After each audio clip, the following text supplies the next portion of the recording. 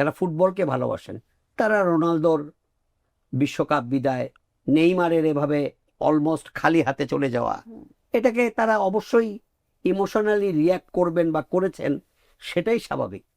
But harsh reality is that যে পর্তুগালের পক্ষে তো চ্যাম্পিয়ন হওয়াটা টাফ, অসম্ভব বলবো না, বাট পর্তুগালের এই টিম চ্যাম্পিয়ন হবে ওয়ার্ল্ড কাপ হিস্ট্রিতে এরকম ঘটনা খুব কম। নেইমারও কিন্তু সেইভাবে এমন কোনো দল নিয়ে খেলেননি যে এই দল নিয়ে চ্যাম্পিয়ন হবেন এবং এরকম চ্যাম্পিয়ন করে তিনি রাজ্যজয়ী বীরের মতো বিদায় নেবেন। তো ব্যাপারটা হচ্ছে যে বিশ্বকাপ ফুটবলের সবচেয়ে বড় মঞ্চ, আমরা বলি মর্তের গ্রেটেস্ট শো অন আর্থ, মর্তের সবচেয়ে বড় যজ্ঞ।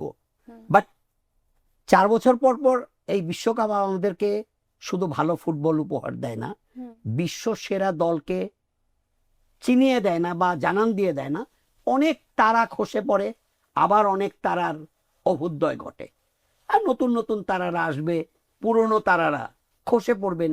এটাই তো আকাশেও কিন্তু তাই হয়।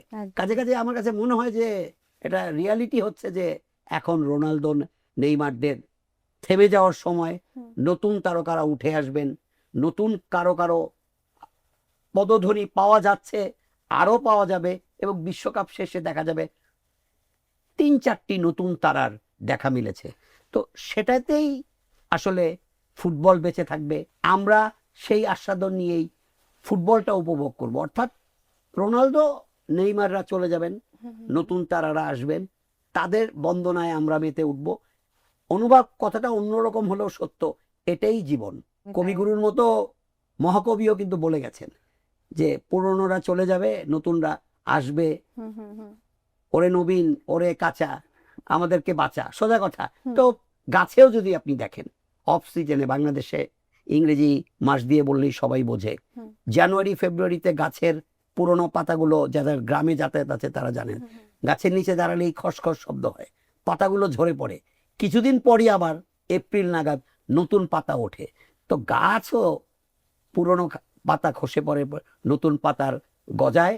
একইভাবে ওয়ার্ল্ড কাপ ফুটবলেও কিন্তু তাই, রোনালদোরা নেইমাররা তাদের বিদায়ের ধ্বনি শোনা যাচ্ছে, হয়তোবা সেটা যতটা কালারফুল হতে পারতো, রিমার্কেবল হতে পারতো, ততটা হয়নি, কারণ তাদের কারোরই দলের ওয়ার্ল্ড কাপে অবস্থান ভালো হয়নি। সোজা কথা, দুজনেরই দল already out of the world cup.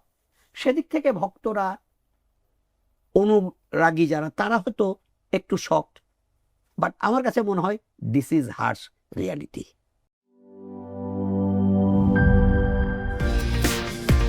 New look আর ইমপ্রুভ টেস্ট নিয়ে এলো কফি হাউস মাত্র 10 টাকা।